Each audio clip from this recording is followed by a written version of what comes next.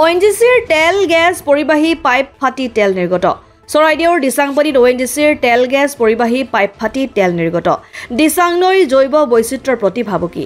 আজি পুৱা দিচাংপানী ONGCৰ BM11 তেলখাদৰ পৰা লাকুৱা 8 নং GGS লৈ যোৱা পাইপত গেছ তেল লিক হৈ দিচাং নৈত পৰে, যাৰ ফলত নৈত থকা কণীযুক্ত মাছৰ লগতে অন্য জৈৱ বৈচিত্ৰ্যৰ প্ৰতি ভাবুকি আহি পৰিছে। সদা ব্যস্ত অভয়পুৰ চেপন সংযোগী পথৰ দিচাং নৈৰ দিচাংপানী দলঙৰ লগত থকা পাইপ ফাটি তেল নিৰ্গত হৈছে। স্থানীয় লোকৰ মতে প্ৰতিকূল বতৰৰ বাবে ভয়ানক বিপদৰ পৰা ৰক্ষা পৰে দিচাংপানী শ্যামগাঁও। ONGCৰ লোক উপস্থিত হৈ মেৰামতি কৰাৰ চেষ্টা কৰিছে যদিও সম্পূৰ্ণ তেল নিৰ্গত বন্ধ কৰিব পৰা নাই। BMB 11 নম্বৰ খাদৰ পৰা এই দিচাং দলঙৰ ওপৰেদি এই ধৰি লওক লাকুৱা 8 নম্বৰ খাদলৈ মানে তেল প্ৰবাহিত হৈছিলে আৰু আজি কেইবাবছৰ হ'ল, এতিয়া চন তাৰিখবিলাক আমাৰ মনত নাই, কিন্তু আজি প্ৰায় ৰাতিপুৱা 8:30-9 বজাৰ ভিতৰত পাইপডাল মানে ফাটি গেছ মানে প্ৰবাহিত হয়, বাহিৰলৈ ওলায় আৰু সেই গেছ পানী তেল দিচাং নৈৰ ওপৰত পৰিছে।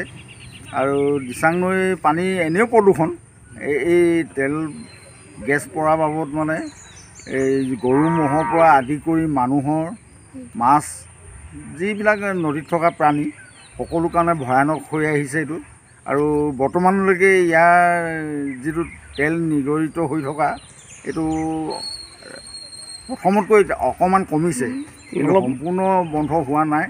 আৰু ONGC ফালৰ পৰাও কৰ্মচাৰী ইয়াত আহি আছেহি, কিন্তু তেওঁলোকে যেনেধৰণে পদক্ষেপ ল'ব লাগে তৎমুহূৰ্তত সেইটো লোৱা নাই।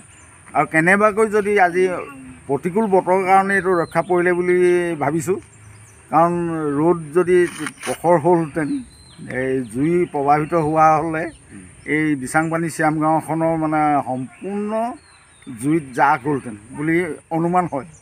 গতিকেলৈ এতিয়া আমাৰ সাংবাদিক ডাঙৰীয়াই মানে যিটো আমাক প্ৰশ্ন কৰিছে, আমি মথুৰাপুৰৰ পৰা ইছলাম আহমেদৰ ৰিপৰ্ট, অসম আদিত্য।